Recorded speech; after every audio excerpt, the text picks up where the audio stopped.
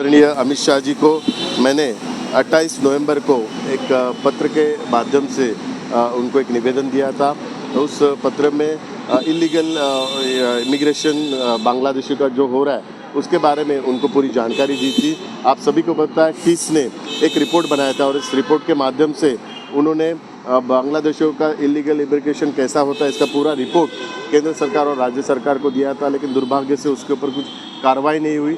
उस रिपोर्ट में उन्होंने ये भी बताया कि अगर इनके ऊपर कार्रवाई नहीं की तो भविष्य में कम्युनल प्रॉब्लम हो सकते हैं, लॉ एंड ऑर्डर का प्रॉब्लम हो सकता है और ये सभी बांग्लादेशी क्रिमिनल एक्टिविटीज़ में इन्वॉल्व हो सकते हैं। और उसी का उदाहरण आपको सैफ अली जी उनके ऊपर जो हमला हुआ उसमें जो बांग्लादेशी ने आरोपी ने हमला किया वो पहले ही इसकी चिंता टीस के रिपोर्ट के में व्यक्त की गई थी। अगर टीस का रिपोर्ट के अनुसार अगर कार्रवाई होती थी तो सैफ अली जी के ऊपर हमला भी नहीं होता था।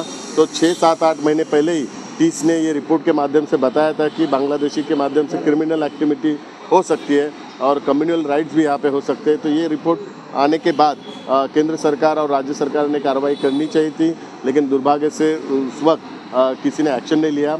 लेकिन अभी 15 जनवरी को मुझे केंद्र सरकार के माध्यम से एक रिप्लाई आया कि केंद्र सरकार ने महाराष्ट्र राज्य के चीफ सेक्रेटरी और डीजीपी इनको अभी इंस्ट्रक्शन दिया है कि टीस का जो रिपोर्ट है उस रिपोर्ट के माध्यम से पूरे महाराष्ट्र में कार्रवाई की जाइए करने का आदेश उन्होंने दिया है।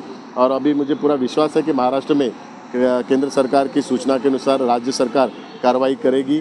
मैं माननीय मुख्यमंत्री देवेंद्र फडणवीस जी, माननीय उप मुख्यमंत्री एकनाथ शिंदे जी उनको भी रिक्वेस्ट करने वाला हूँ कि टीस का जो रिपोर्ट है उस रिपोर्ट के तहत कार्रवाई होनी चाहिए, क्योंकि जो अभी सैफ अली जी के ऊपर हमला हुआ है अगर टीस के ऊपर कार्रवाई करते, टीस के रिपोर्ट अनुसार कार्रवाई करते थे तो हमला हो नहीं सकता था। सभी बांग्लादेशियों को कॉम्बिंग एक्शन के माध्यम से अगर उनको इलीगल इमिग्रेशन जो हुआ है उनका उस माध्यम से अगर कार्रवाई होती थी तो क्राइम कम हो जाता था। तो मुंबई के क्राइम में बांग्लादेशी का इन्वॉल्वमेंट ये अभी दिखाई दे रहा है और इसका रिपोर्ट टीस ने पहले से ही दिया है। तो मुझे लगता है कि आने वाले दिनों में इसकी कड़ी कार्रवाई होगी, कॉम्बिंग एक्शन महाराष्ट्र शासन के माध्यम से होगा।